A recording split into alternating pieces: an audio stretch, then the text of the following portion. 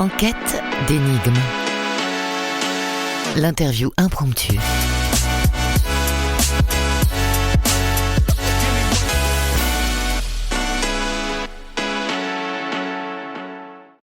Bonjour Evelyne, bienvenue dans cette interview impromptue. Merci de me recevoir surtout. Alors je ne sais rien de toi, je vais te découvrir tout au long de cet épisode. Tu m'as donné 5 mots pour que je puisse préparer l'interview. Je vais les citer tout au long de notre voyage et on va construire l'interview ensemble si tu le veux bien. Ok, avec plaisir. Alors en premier mot, tu m'as donné bienveillance. Oui, bienveillance, c'est un mot que j'adore. Et alors, pourquoi j'ai eu l'idée de ce mot qui, je pense, me représente bien. En fait, je suis née à Lyon dans le train parce que ma mère voulait accoucher à Grenoble auprès de sa mère qui habitait donc Grenoble et qui avait aussi une ferme à Petitchet qui a donné un roman que j'ai écrit qui s'appelait La maison de Petitchet. Mais en tout cas, je suis née à Lyon dans le train, ce qui était pour mon père qui voyageait donc avec ma mère, une épreuve terrible parce que c'était un homme très timide et il a dû tirer la sonnette d'alarme pour que le train ne reparte pas de la gare de Lyon. C'était un 1er août, du temps où tous les congés payés prenaient leurs vacances le 1er août. Et donc, le train était bondé. Mes parents, comme ils n'étaient pas riches, mon père ne réservait pas de place assise et ma mère était debout. Alors forcément, au bout de quelques heures de voyage, elle a eu des contractions et je suis née. Heureusement, il y avait un médecin dans le train. Et donc, nous avons ensuite été transportés, ma mère et moi, à l'Hôtel Dieu, qui était un hôpital tenu par les religieuses à Lyon, dans le 2e arrondissement. Et quand elles nous ont vus arriver, elles se sont écriées oh, « Le beau bébé que le bon Dieu vous a donné, madame !» Et comme on m'a toujours raconté cette histoire, j'ai toujours pensé que j'étais une fille de Dieu. Et alors, quand on est une fille de Dieu, ça donne des responsabilités. Et je pense que je dois me conduire de façon à ce que Dieu soit fier de moi, content de moi. Et donc, j'exerce au quotidien la bienveillance. Je n'ai jamais de mauvaises pensées envers les gens. Et en ça, je ressemble beaucoup à mon père et pas du tout à ma mère. Alors en deuxième mot, tu m'as donné reconnaissance. Oui, c'est mon problème dans la vie. On pourrait penser qu'ayant fait une carrière de comédienne et ayant eu un statut de vedette, puisque j'ai tourné dans un film culte qui s'appelle « Et la tendresse bordel » avec Bernard Giraudot, que j'ai, au bout de quelques années, réalisé un long métrage moi-même qui s'appelle « Pas d'amour sans amour » avec Patrick Chenet, Gérard Darmon, Martin Lamotte, Michel Duchossois, Jean-Luc Bidot, Aurore Clément, Dora Dole, et je jouais le rôle principal, qu'après cette carrière de comédienne, réalisatrice, j'écris des romans. J'ai eu aussi une période peinture, j'ai été exposée 2 fois au Grand Palais et maintenant donc j'écris des romans qui ont du succès. J'ai eu une page entière dans le Figaro littéraire pour un roman qui s'appelait Les tournesols de Jérusalem et malgré ça, je suis toujours en train de chercher la reconnaissance de mes pairs et de courir après quelque chose d'inatteignable. Parce que c'est quelque chose qu'on n'arrive jamais à absolument obtenir. J'en parlerai encore plus tard dans un autre mot. Et en tout cas, peut-être est-ce surtout le manque de reconnaissance de ma mère et qui me disait autant qu'elle pouvait que j'étais moche. Et donc, il a fallu d'ailleurs que je gagne du temps et que j'apprenne à devenir une femme un peu moins moche. Alors en troisième mot, tu m'as donné solitude. Oui, c'est une solitude choisie. Je l'adore, ma solitude. Et je voudrais lancer un message à toutes les femmes qui se croient obligées d'être en couple. Alors, c'est peut-être pas l'endroit où il faut dire ça, mais en tout cas, il ne faut pas avoir peur de sa solitude. On s'entend bien avec soi-même. On est toujours d'accord avec soi-même. Et même si, quelquefois, on a des reproches à se faire à soi-même. Mais en tout cas, il ne faut pas subir quelqu'un qui vous rabaisse, qui vous fait des reproches, voilà, qui n'est jamais content. On ne mérite pas ça. Ce que j'aimerais qu'on arrive à faire, c'est à apprendre aux enfants qui vont à l'école, trouver une manière pédagogique de leur apprendre que la vie va passer vite et qu'il ne faut pas la gâcher et savourer chaque instant. Et en ce qui me concerne, je dois dire que je savoure mieux les choses quand je suis seule, pour voyager par exemple. Voyager, c'est aller vers les autres, et quand vous êtes seul, les autres viennent à vous, alors que si vous êtes en couple ou en bande, ils n'ont aucune raison de venir à vous. Donc, je suis un écrivain voyageur et je voyage toujours seul, et c'est comme ça que je découvre les gens. En 4e mot, tu m'as donné juive. Oui, juive. Disons que c'est mon problème dans la vie, que ça a été mon problème, que ça sera peut-être toujours mon problème. Alors, je suis juive. Aujourd'hui, je le dis, je l'avoue. Je ne m'en vante pas. Il n'y a pas de raison de s'en vanter, mais il faut l'accepter. J'ai été une juive honteuse. Je suis née après la guerre. Dans ma famille, on ne parlait pas de ces choses-là, des choses vécues, des choses qui faisaient mal. En 1960, dans les années 60, donc quand on descendait de l'immeuble, mon père avait un magasin de tailleurs sur mesure en bas de l'immeuble, et il y avait des croix gammées sur la devanture. Donc, j'avais compris qu'il fallait cacher que j'étais juive. Et c'est complètement par hasard, d'une façon tellement inattendue pour moi, quand j'ai écrit mon scénario de film « Pas d'amour sans amour », mon héroïne était juive. Alors, c'était dans des détails, une musique qu'on entendait, très peu de choses. Mais je me suis étonnée moi-même à tout à coup dévoiler quelque chose que j'avais passé mon temps à cacher. Et grâce à l'écriture, j'ai fait comme on fait en sophrologie, j'ai descendu le petit escalier intérieur et je suis allée gratter là où ça me faisait mal, et j'ai appris à devenir juive grâce à mon écriture. En 5e et dernier mot, tu m'as donné dormir. Oui, je ne dors pas beaucoup. Ça ne m'intéresse pas de dormir. J'ai la chance de n'avoir pas besoin de dormir, car je vais dormir mon éternité.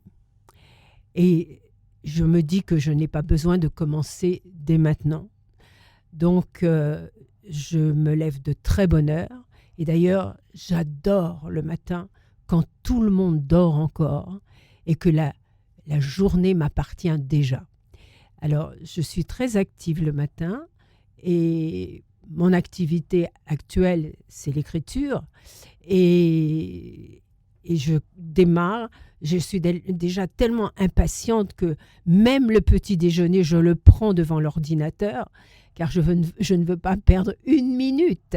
Autrefois, quand je n'écrivais pas, je sortais de chez moi à 5-6 heures du matin et je traversais Paris rien que pour sentir l'odeur du petit jour. Et parfois, c'était l'époque où il n'y avait pas encore de code pour pénétrer dans les immeubles et je poussais les portes cochères et j'allais voir à l'intérieur. C'est étrange. Si on devait faire un résumé de ces 5 mots, qu'est-ce qu'il en sortirait du coup ? Que il est difficile de devenir soi-même, mais que le plus beau voyage à faire, c'est aller à sa propre rencontre. Alors, on t'a un peu découvert à travers ces 5 mots, mais qui es-tu, Evelyne ? Je suis une femme indépendante, rebelle, qui veut faire des choses encore et encore. J'ai l'idée d'un spectacle où je chanterais et qui s'appellerait « Et maintenant, elle chante ». Alors, tu as des actualités, comme tu l'as dit, tu as fait du cinéma, tu es actrice, tu es aussi réalisatrice, tu as travaillé avec de grands comédiens, tes films ont eu beaucoup de succès au cinéma. Tu peux peut-être nous dire quelques noms comme ça de films. Oui, bien sûr. Alors, évidemment, le film pour lequel tout le monde me connaît, c'est « Et la tendresse bordel », qui était un film culte avec Bernard Giraudot, qui bousculait beaucoup l'écriture cinématographique à l'époque. Parce qu'à l'époque, on racontait une histoire avec un début, un milieu, une fin. Là, c'était une succession de moments, de sketchs qui parlaient de sexe, de sentiments, d'amour. Donc ça a un petit peu bousculé les esprits à l'époque. Le film était sorti en 79. Et puis j'ai tourné La Nuit de Varennes, le film d'Ettore Scola avec une pléiade d'acteurs, Mastroianni, Jean-Louis Barrault, Andrea Ferréol. Enfin, je ne peux pas tous les citer tellement ils sont nombreux.